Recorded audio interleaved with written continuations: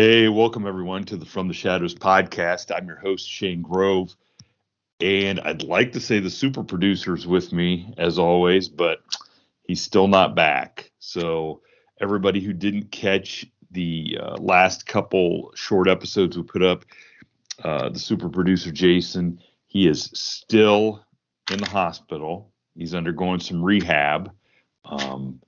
He is getting better. He's getting stronger. We don't know when he's going to get out, but we just like the fact that he is getting a little bit better. And for all of our fans out there, if you're tuning in and wondering if you usually listen to us on YouTube or a couple of the other podcast providers, and you're trying to figure out why we're not on those, well, the Howler and I can't figure out how to get the stuff up on YouTube because Jason still has the passwords and he has not been able to give them to us. So we're just happy that we're able to get it up on the platforms that we are. So we appreciate everybody's patience. And when Jason comes back, we'll get everything straightened out and back to normal, we hope. But until then, if everybody wants to visit us on our Facebook pages at the From the Shadows page on Facebook or After the Shadows on Facebook. You can find me at Shane Grove Author on Instagram, or find us at From the Shadows Podcast on Instagram, or go to our website, FromTheShadowsPodcast.com. And all those places you can contact us, especially if you have a story you want to share, because we love firsthand accounts from listeners and fans, and that brings us to today's guest, which we've been waiting for 3 or 4 weeks to talk to today's guest. Before Jason got sick, we had this all lined up, and he comes to us from social media because we were talking to Heather Mosier from the Small Town Monsters and kind of talking about a upcoming project they have on the Jersey Devil. And we kind of threw it out there that we were looking for somebody to talk about the Jersey Devil or just the Pine Barrens in New Jersey in general. And our guest, Jacob, he raised his hand like, hey, pick on me, call me. I got a story for you. So without further ado, we're going to welcome Jacob to the show. Welcome, Jacob. Hey, thanks for having me. And I'm used to getting picked on, so. Used to getting picked on. Well, we're not going to pick on you. Appreciate that. But yeah, Jacob. So first off, for all of our listeners all over the world, if you want to kind of describe what the Pine Barrens are and what makes them so unique, and then, I mean, tell a little bit about yourself so that people understand why you're so knowledgeable about nature and the Pine Barrens themselves, and then kind of describe that. Yeah, of course. So I was born and raised in southern New Jersey. I grew up in Camden County, which is on the border of the Pine Barrens. And, from a young age, my family always took me out hiking and fishing. From a young age, I was looking for frogs, snakes, and doing all that type of stuff, just getting my hands dirty with nature and just enjoying, the woods. I began exploring the Pine Barrens a decade ago. I used to pass through them a lot on my way to the beaches of South Jersey when I was a kid, and I was just so astonished by how mysterious they were. And I've always wanted to go out there and just learn more about it. And I really didn't have a full scale of how crazy big they are until I really got out there and just checked it out for myself. The Pine Barrens were formed like millions of years ago. They take up about a quarter of the state of New Jersey, half of southern New Jersey. So about 12,000 years ago, the coastal plain, which was formed from the glaciers coming down from Canada, bringing up plants and the lichen and mosses from southern parts of the United States and bringing it up through New Jersey. So what you have are these plants mixture of from Canada, from southern states, and then you have like these dunes throughout the pine lands, which they basically look like beach dunes from you would get on the beach of the ocean. And there's large deposits of sands, even like shells throughout majority of the pine lands. And this is from the southern portion of the state being underwater for an allotted amount of time. So you have those natural formations out there from the beach and the waves, just forming these weird geological deposits that the southern portion of the state has. And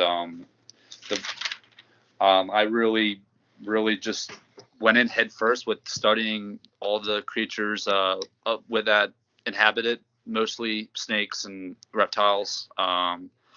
I just started getting into mammal research that out there, and I'm just out there as much as possible, just learning new things, learning new areas, and just getting boots on the ground and doing what I love out there.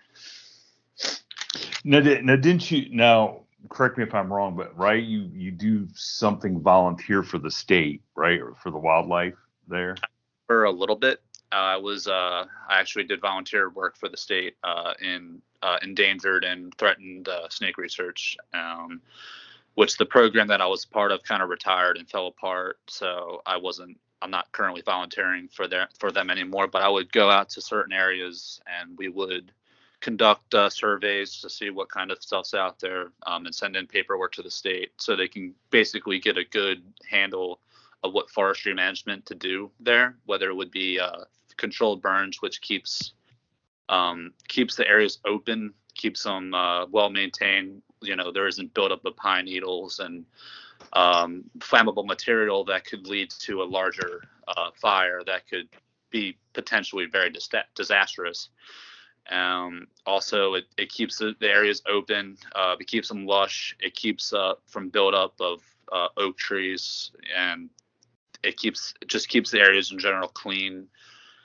So when these areas are found to have a certain endangered snake or endangered frog or anything, there's acts put in place to keep the area.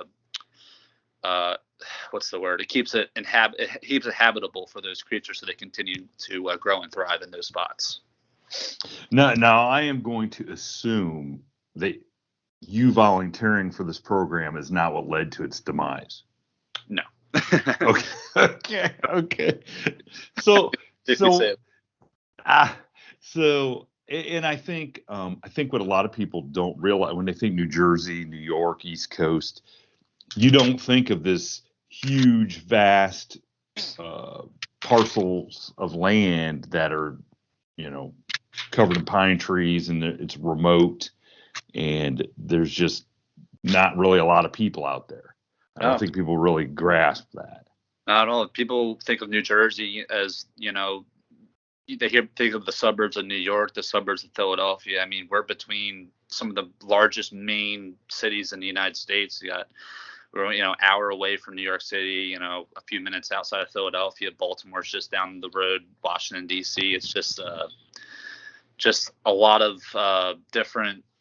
You got people in and out of there going from city to city. And a lot of people, when they look at New Jersey, they look at industrial parks, they look at suburbs, they look at city traffic, beeping, pollution. But people don't really drive into the southern parts too much. They don't see the huge, vast swamps and pine lands and marshes. And they just think of it's being a utopia for people. And I mean, we are the most heavily populated state in the United States per square mile.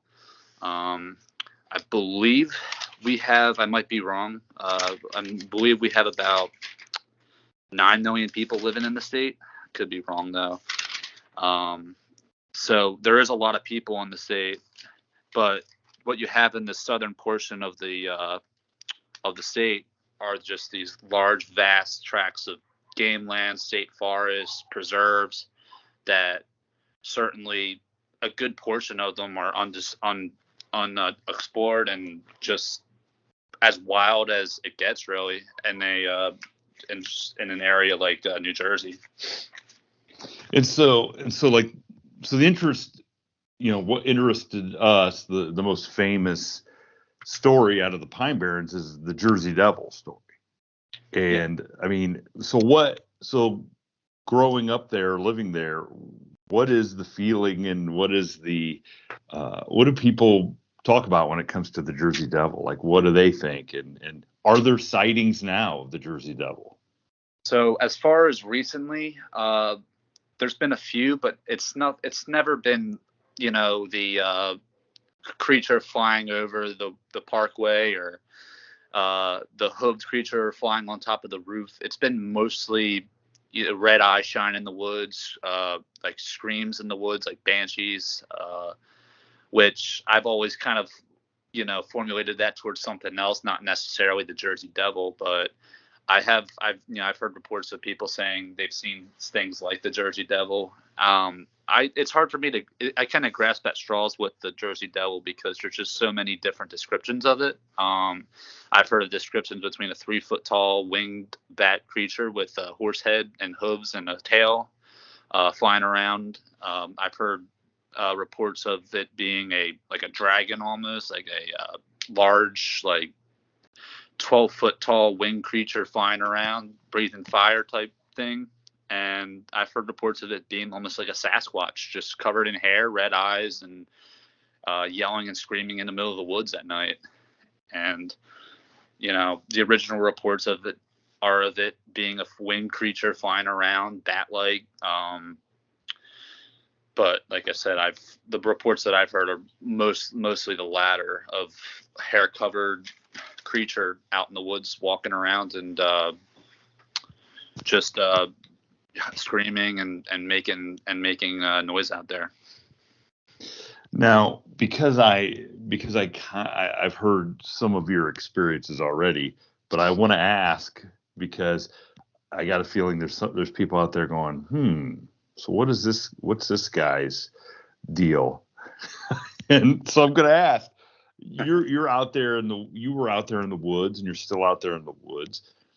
Do you think there's a natural explanation for what people saw? Is there a species out there in the Pine Barrens that people could have mistaken for what they called the Jersey Devil? Or do you think there's something else out there that is running around that might actually contribute to those stories? I believe that the flying creature that people have seen, I don't doubt that anyone hasn't seen anything. I never question what someone's seen, but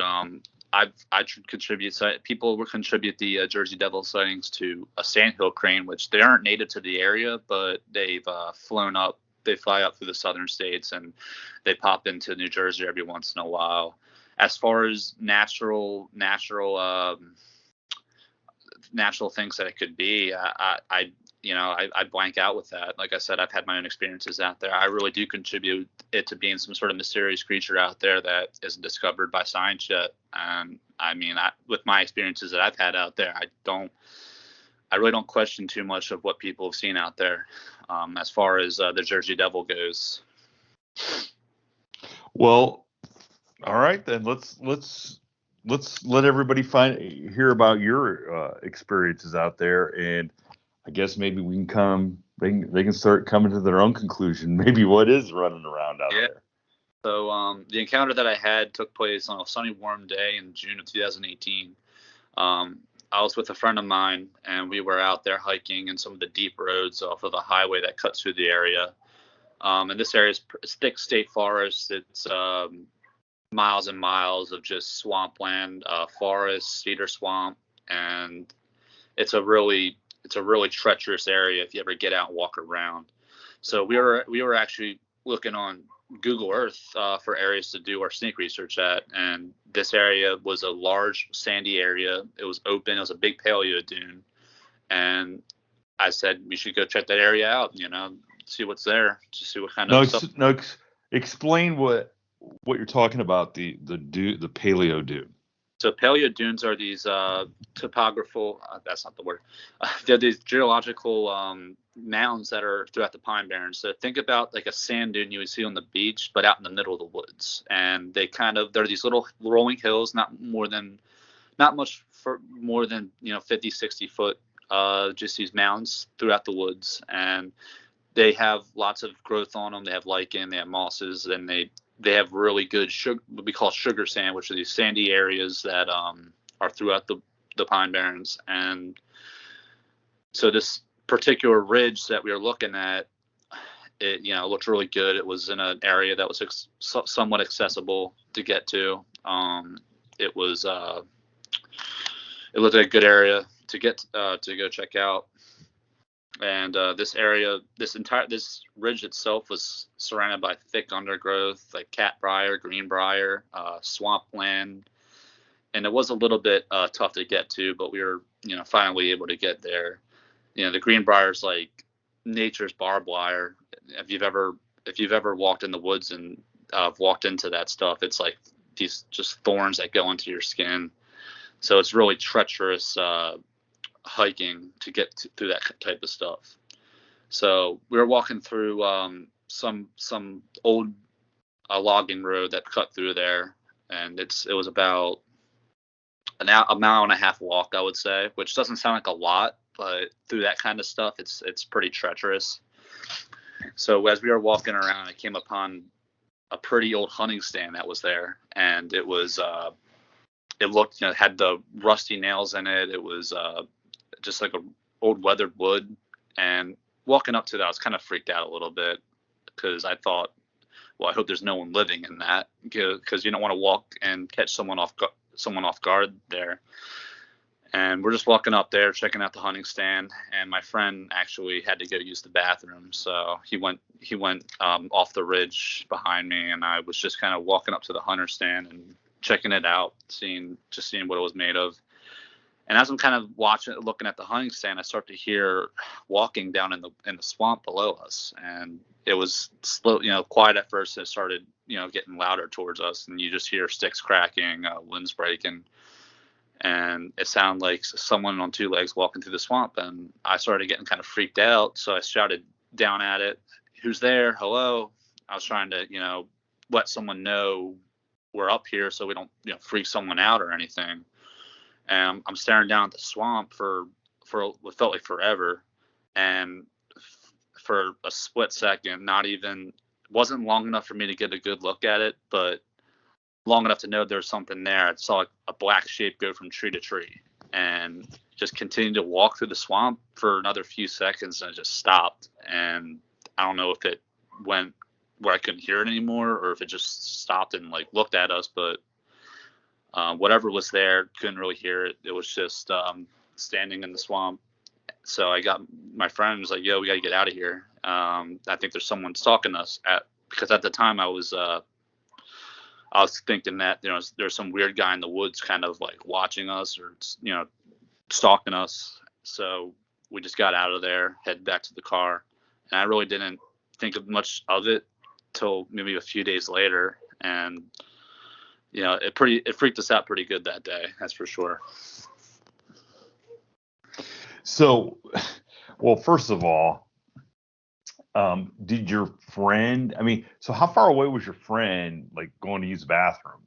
Probably about 50 yards. Sorry. So did he hear anything, or did he notice any noise like you did?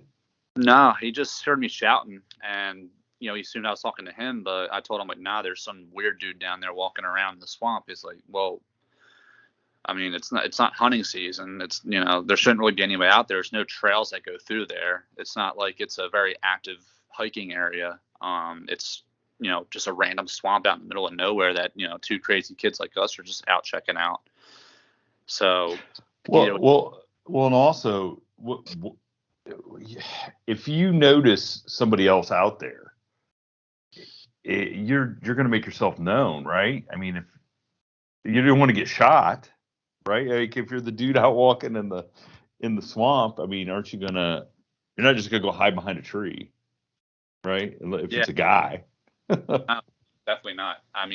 Especially dressed in black or dark clothing while, you're in an area with, people probably hunt at. And even though it wasn't hunting season, it's just, it didn't make sense to me at the time why someone was out there, stalking us, because that's all my brain could really rationalize at the time.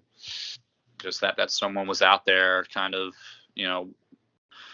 stalking us, and you don't know who crazy people go out in the Pine Barrens all the time to hide out from the law and escape capture. And at the time, I'm thinking it's one of those people, like a fugitive. So we just got hightailed it out of there and didn't even really think about it.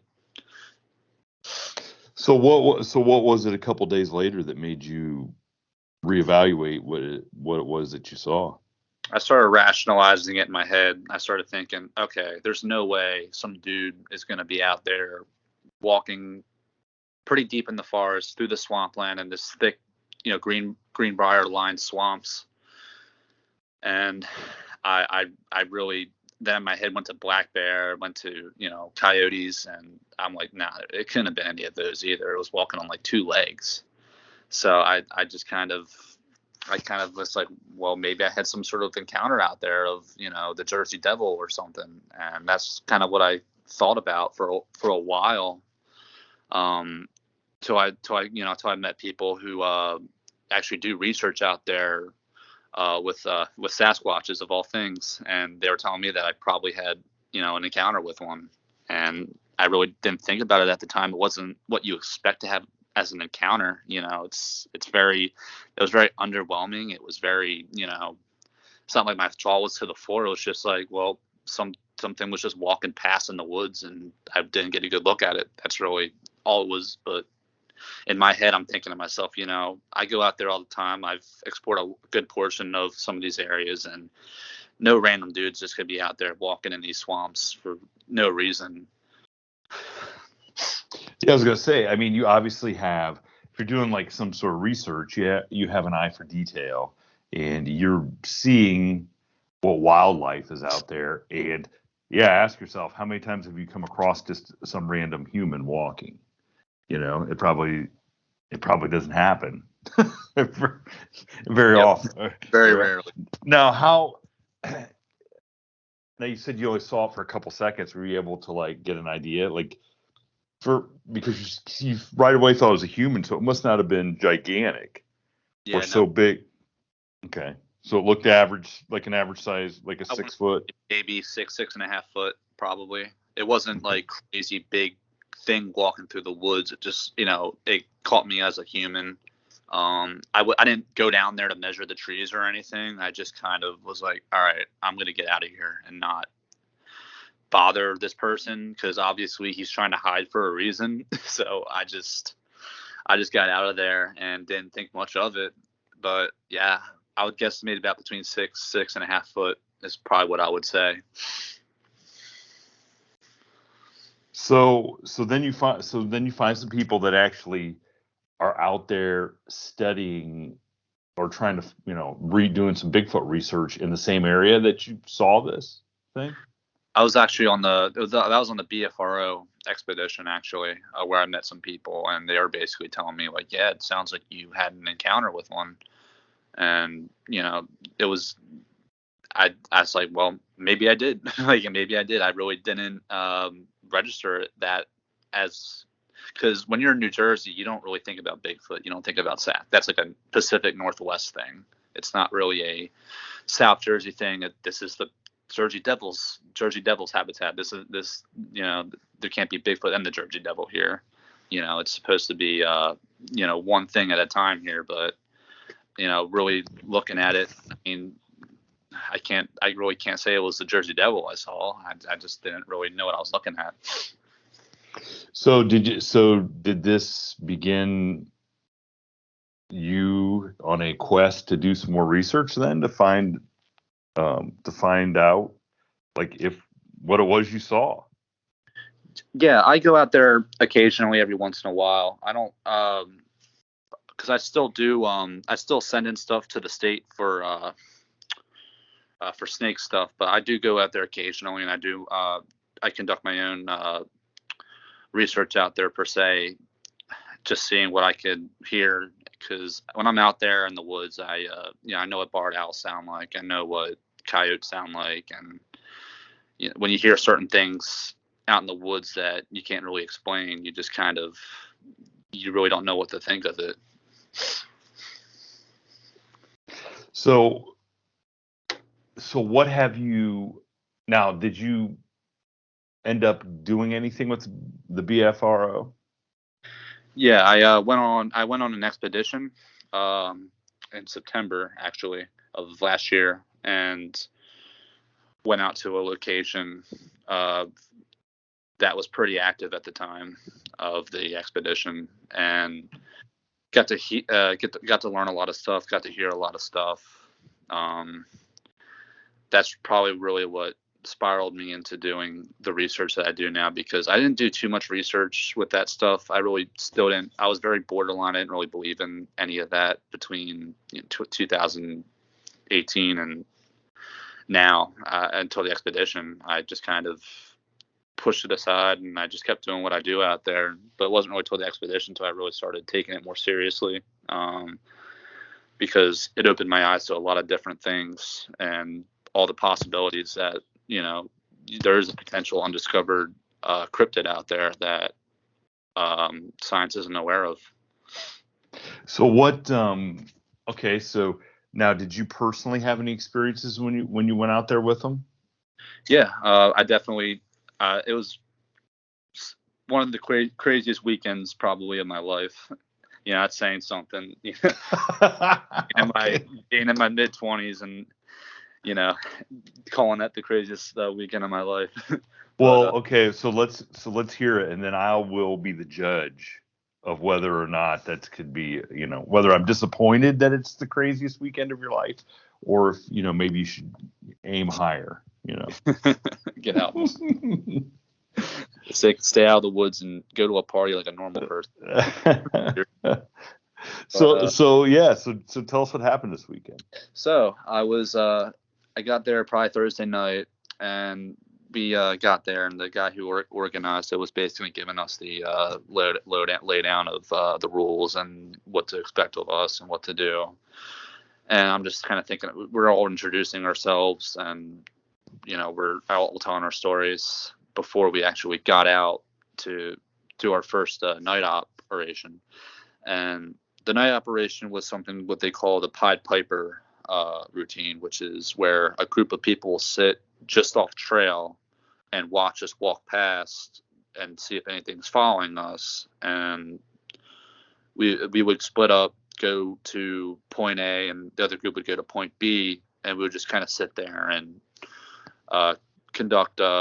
We would conduct provocations, which is when you make vocalizations in hopes of a response. So one team, point A, was at point A doing their thing, and we were at point B doing our thing. So the first night, really wasn't anything to write home about. I heard a lot of unexplained stuff, like what sounded like it could have been like some sort of Ohio howl in the distance, but it was hard to really hear. It was like on the edge of my hearing. And we heard a few wood knocks, but nothing really too crazy. So I was like, all right, well, that's pretty cool. I hope it gets a little bit better from here. But we headed back to camp, and basically waited for the next night. The team that was sitting off the trail said they didn't see anything following us, so that was night one was kind of underwhelming. Night two was a lot more interesting. So we got to a new location. There's a cranberry bog there, and just off the cranberry bog, there's a small pond with a dead end road right next to the pond. And on the other side, there was a group, and then I was in another group that was at the pond. So what we would do is we'd go out there and we would sit there for a little while and basically talk about life and let time go by, let the woods settle back around us, and that's when we would start doing our research, and start trying to get some reactions from anything in the woods. So we're sitting there, and the guy tells me, "Hey, you should go do a whoop," which is a pretty popular vocalization that they're supposed to use. So I go up and I do my whoop. I kind of I'm at the edge of the pond, and right after I do it, right in the swamp, I heard three distinct whoops, kind of what it sounded like something kind of like fleeing away from us. And my mind was kind of blown by that. I was like, okay, I don't know anything that makes that sound. That was not an owl. That wasn't a coyote. That wasn't, anything I know in the night that makes that sound. That was freaky. But I still kind of tossed it up as like, all right, well, maybe that's my mind playing tricks on me, or that was an echo or something. So I sat back down, and we're kind of sitting there, and we're talking. A couple other people did some provocations, but nothing really came of it. As we're sitting there and we're talking, we kind of hear in the woods behind us, what they call samurai chatter, which is it's hard to explain, but it's like, it sounds like another language, like people speaking in another language, but like deep voice. We're sitting there at the chairs, and we kind of hear in the woods like, I can't even do it because it's so undescribable, and I'm just thinking to myself, what's that? Like, that's freak. And it was on the edge of my hearing. I couldn't really get, but it was getting just a bit louder where I was able to hear it. I'm hearing like something that sounded like walk, walk, just I guess what they call samurai chatter. And we're just hearing this, and then a few minutes later, just when it started to kind of get good, some ATVers drove in and kind of spooked away the action, I want to say. So. Oh, geez, ow. Yeah, and that's a problem.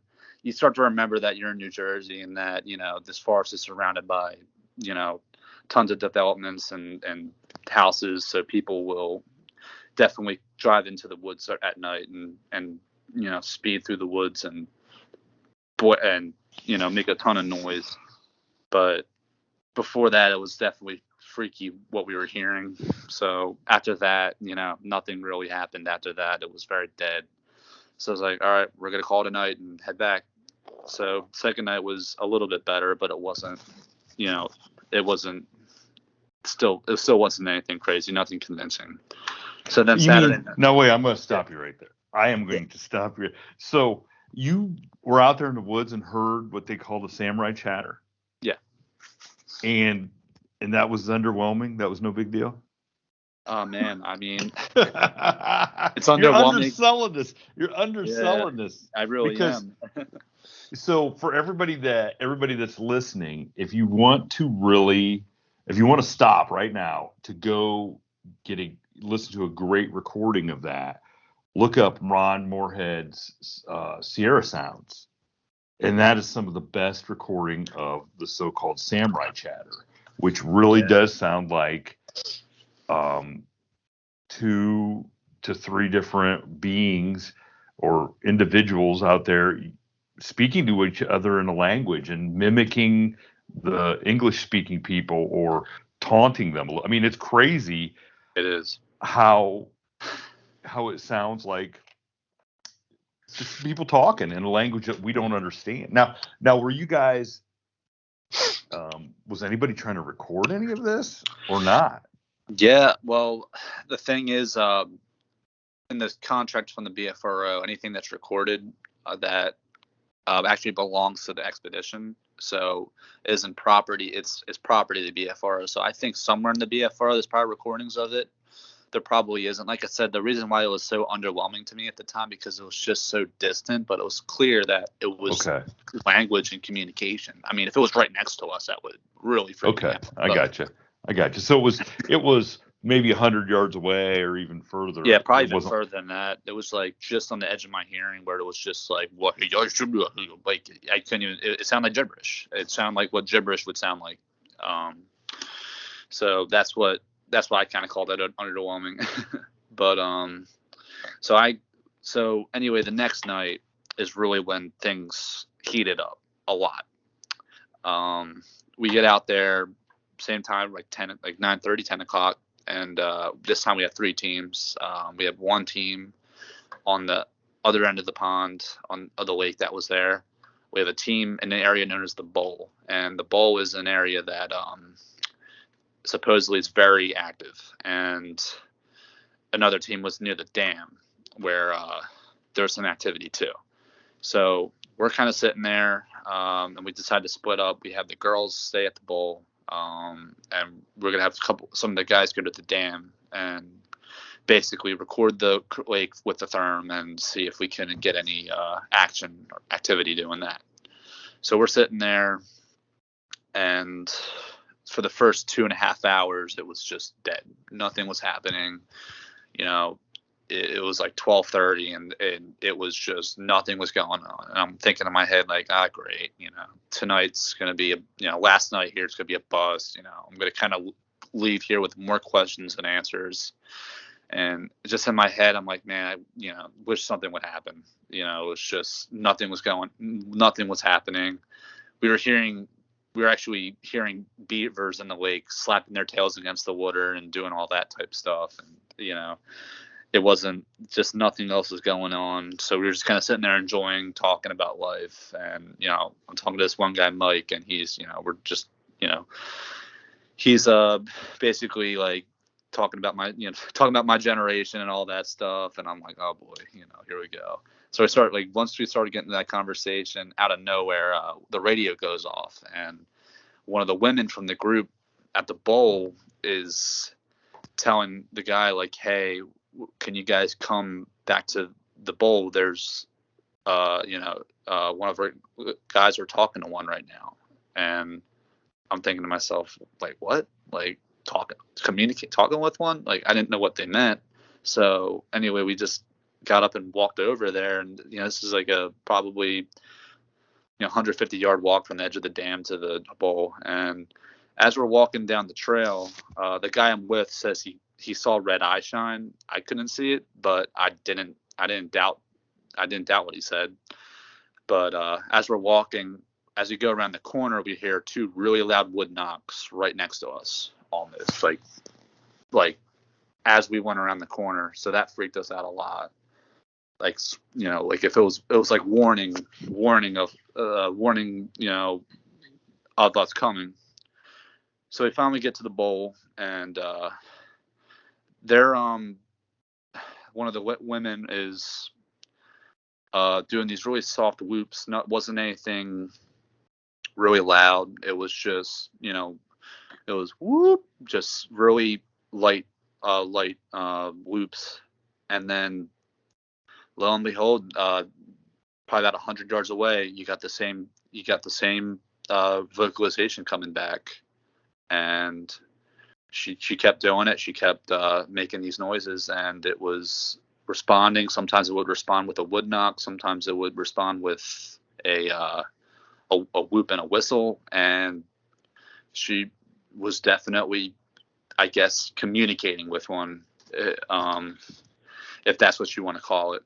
And it was just sitting there listening to that. I was like, in my head, I'm like, this is insane. As far as I know, there's nothing out in these woods that, mock or, can make the same noises. Imitate. I mean, let's face it. Most things out in the woods, if they know there's a human out there, are running the other way. Mm-hmm. Oh yeah. So yeah. Okay. So what else? What else is? So as she's communicating with that, we're just kind of sitting there and just enjoying it, and that kind of died off. That went away, and then we're sitting there talking like, wow, that's insane. I can't believe that happened. And down in the swamp, we kind of hear we hear what sounded like this really low moaning sound, just sound like almost like sad, like I couldn't even describe the noise. It was like a sad, it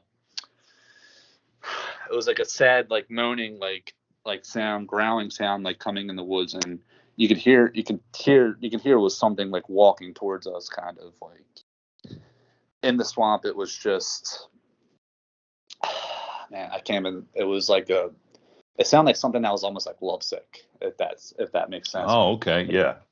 It was very. It was like, whoa, like it was freaky. It was like what you would imagine to hear in like a Hollywood ghost movie or something. Just this like sad, like almost solemn sound like going through the woods. And like I said, in the moment, I'm just so overstimulated with everything that's going on, and I'm just like, what is happening right now? I'm like wide awake. I'm not tired. It's 1:30 in the morning, but like all of this stuff is just happening all at once. And I'm like, I really don't, no one's going to believe me. This is totally insane. There's just no way this is happening right now. We're totally not, having like we were basically almost surrounded by them. It felt like, because there's one behind us. There was the one that one of the women was communicating with one, and in my head I'm just like, this is just insane. Like I can't believe this is like real. Like this is really happening right now. So we're just listening to that, and then after that, like it all kind of died down. It just went away, and the women actually decided to take a walk, which I thought, they were kind of insane for, because I was a little freaked out even being there with a bunch of other people. I was like, all right, I'm not going in those woods right now by myself, let alone, just going deep into the woods to find what this thing is. But they just walked down the trail, and they said that they recorded the same type of noise further in the woods, but it wasn't anything too crazy. And the next day just kind of headed out, went home, and I was definitely very my eyes were very opened to the possibility of these things really being out there and existing. So obviously you were out there with some people that were way more experienced than you were. Okay, right? Now, what are they saying? What are they feeling? What are they, how are they processing all this stuff that's happening? Are they? I mean, obviously they're, if those women, I mean, they must have experienced some stuff like this before for them to be. I mean, if the women are going to just walk into the woods and go after it, they obviously have encountered this before, and they're not fearing anything that they're hearing. Yeah, I mean, they were very seasoned, to say the least. The people who run it, had their own research organization where they've had crazier encounters than I've had, and they're just out there, showing us the ropes per se. And they definitely acknowledge that it was probably one of the most active nights they've had in a very long time, which was pretty cool to be a part of. But I think the fact that they were almost so, like, I won't say they're blank faced to it, but they were just so like, yeah, this isn't anything too crazy here. This happens. And I'm thinking to myself, what do you mean, man? Like, if I hear this in the middle of the woods, I'm out of there. I'm not staying around to find out what's in here. It was eye opening, to say the least. And the fact that these people were out there, seasoned veterans of the topic and the hobby of squatching per se, that just to see how they react to that type of stuff was very cool. So because we're coming up on the Super Bowl, I'll use a Super Bowl analogy. They were the Tom Brady getting the ball with 45 seconds left and 90 yards to go, and you were the Baker Mayfield. Oh man! Since I'm a Browns fan, you're the Baker Mayfield. Sorry to hear that, man. But you know what I'm saying. So yeah. But think about it. The next time you're out there and that stuff is happening, you're going to have a different level of reaction to it because you've got the experience, right? I mean, that's what I would think. You would be like, okay, I've been here before. I've seen this. Yeah.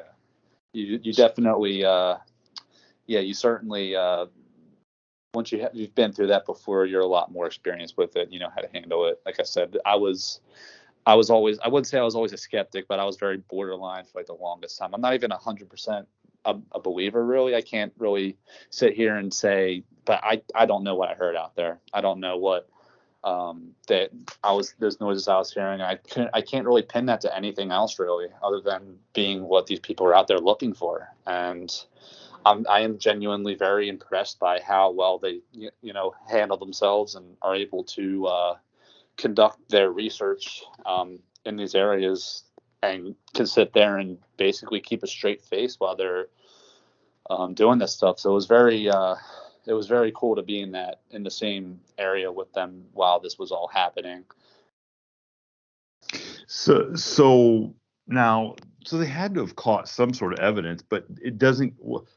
So explain this to me then. Does that stuff not get shared or does it just stay within the BFRO? I mean, shouldn't that be something that they should be putting out there for the general? Because I've never got on the BFRO website and messed around too much, so I don't know if they put up evidence like that or not. So, yeah. Like I said, I'm not 100% sure what happens to what's recorded. I do know that people did record those downs that night. I have a good friend who does have recordings of it, and once she gets the recordings out there, I'm definitely excited to hear them again. But as far as whatever they record, I think it's whoever runs the events. It's up to their accord to release them and to do whatever they want with them. You know, I think that they should be put out there for the public, because if it is a real animal, I mean, anything that's, you know, if it can stand up to the science and scrutiny, I mean, why not put it out there? You know, I would love to, more than anything, for it to be debunked. And hey, okay, it's this kind of animal. They migrate here this time of the year. You know, this is what you were hearing that night. I would love for that to happen, but until that happens, you know, you can't help your mind but to wonder what's going on out there. well, what always strikes me, I mean, is that you, like I said before, any wild animal that comes into the proximity of humans is running away. Even a bear out, like a black bear. I mean, they don't really want to be hanging out around humans. And so unless somebody's messing with you or something was hunting you, okay, you know, what else, you know, what's the other reasonable explanation? Then Exactly. there is something out there that has some sort of higher intelligence who maybe just was, you know, maybe they're somewhere going, oh my God, they were out in the woods. You're never going to believe it. These things, they walk on two feet, and they have this language, and you know, they could be having the same discussion that we're having right now. Yeah, Like, I mean, you never know. It's, you know, it's all these crazy things that go through your head when you're out there. I mean, you know, there's a lot of possibilities to it. so did any of those people that you were with, I mean, I'm sure they had to told you some of their experiences. What were some of the ones that stood out to you from New Jersey, from that same area that they had themselves? So the one guy that was there, he says he might have actually had a potential Jersey Devil sighting, which is actually very interesting. So this guy that was there, he was a hunter, and he was out in the same state forest, Genuine State Forest, hunting, and he told me that he heard what sounded like a woman screaming type noise out there, and he said that he saw a large creature fly off, you know, into the woods. And I'm thinking to myself, well, this dude's a hunter. He knows what's out there. He knows what he's looking at. That's, you know, it's pretty freaky that, you know, he had that type of encounter. As far as the other encounters that I heard, nothing totally stood out to me. It was very, very much the same type of stuff that I was hearing, and genuinely the same type of encounters that, you know, noises in the woods, lots of vocalizations, wood knocks, that type of stuff. So nobody, you know, that actually had a visual of something that they Not would that I call. remember. I Nope. mean, not even, so realistically, not even as good as the visual you had. Yeah, and that's I think that's I thought that was pretty cool that I might have really potentially been the only one with the real visual there. The guy that was there running it did have a visual of one. He was actually driving. He was a researcher at the time, driving home, and he told me that he was with his lady friend at the time, and they were driving down this road that cuts through an area known as Medford, and this is like 1 a.m, and he says that one ran out in front of his car and kind of looked over at his car like it was saying like, oh crap, and it kept like running into the woods. And I thought that was really interesting because he's told that story multiple times to different people, and I've always thought that was so cool that he had an encounter like that. And that sounds like the encounter that most everybody would love to have in your car driving by and seeing one. Like nobody wants to come face to face with something like that out in the woods. Oh, definitely not. No. So now I know we're into winter and it's terrible here in Ohio, so I'm sure it's not any better in New Jersey. But since that night, have you gone out and done any more investigations or any more research into the area? I have, yeah. I was out this was probably a month after the actual expedition. I went to an area similar to where we were at. This was just it was like a large hill that I was looking at on Google Maps that looked interesting to go check out there. So I brought my friend there, and we decided to do some night ops out there and just see what was going on, because I was kind of thinking to myself, like, man, it would be cool to have like my own encounter without really having a bunch of other people around. So, there's nothing wrong with being around a bunch of people with it and sharing that, but I was just genuinely curious to see if I could go out there and do it myself. This is me learning the trade and the tactics of what these people were doing. So in this particular area, there's a hill, and we were walking out to this new spot. This was about 1.5 miles away from where the expedition was at, still in very deep forest. So we walked up, and we're getting ready to check out this new location, and we hear a deer run off into the woods, and you heard the four legs, the clacking of the deer running away. Clearly something with 4 legs. So we're sitting there kind of laughing about it, because when I heard the deer running away, it really freaked me out. I was like, what? Like, there's and it was a deer. So we kept walking down the trail, and we hear what sounded like something on 2 legs run towards us, like I run and stop probably about 10, 15 yards in front of us in the dark, and I couldn't see anything, but something clearly ran on 2 legs towards us and just stopped and kind of huffed a few times. It sounded like something like huffing, and I had my flashlight on my head. I didn't have it on, but I was like, I wanted to turn. Everything in my body just did not want to turn that light on. I was really freaked out. I was like, man, there's something right there, and I couldn't get myself to turn my flashlight on to look at it. And we just kind of walked away and just headed out of there. I was like, all right, well, we just got bluff charged, so I don't think whatever's there wants us there. And we just headed out. Kind of got scared by that, and that was the first time I really ever experienced something like that by myself, other than the encounter I had. So so it's not enough to keep you out of the woods, right? I mean, you're going to keep going back, and yeah. The only thing I struggle with that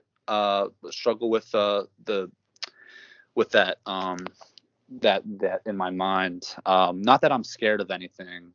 It's that when I'm out doing my snake stuff and doing other research, my mind wanders, like, I wonder if this would be a good area to go at night and do all this stuff. So it's actually hard for me to concentrate on other things while I'm thinking about, Bigfoot and all that other stuff. So I'm kind of sitting there, like, when I got in the woods, I'm trying to do 2 things at once, and that really distracts me a lot from doing other things.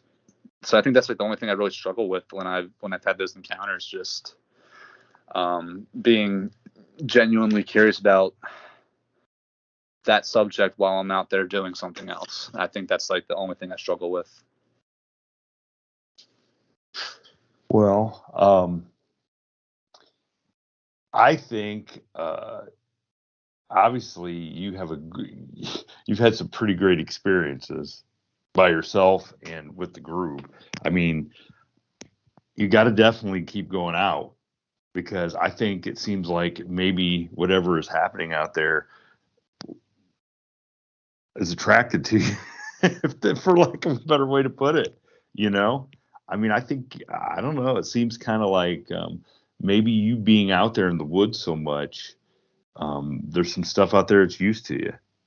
I mean, I don't know if that sounds crazy or not, but um, maybe you're going to be the one that has the best opportunity to find some even better evidence. You know, Yeah, I I mean, don't for want it to now, sound like I'm sending you out there as bait, but you know, if that's what.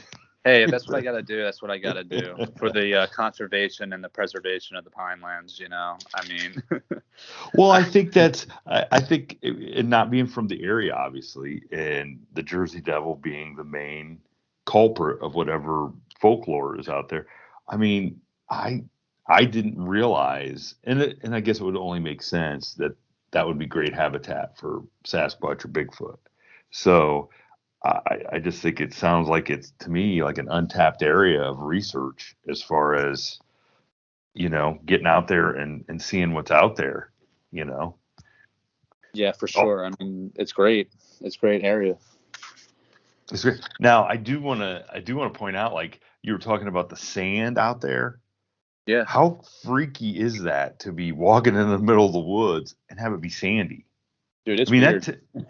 that is weird, and I understand why it's sandy, um, because that used to be ocean, however many millions of years ago.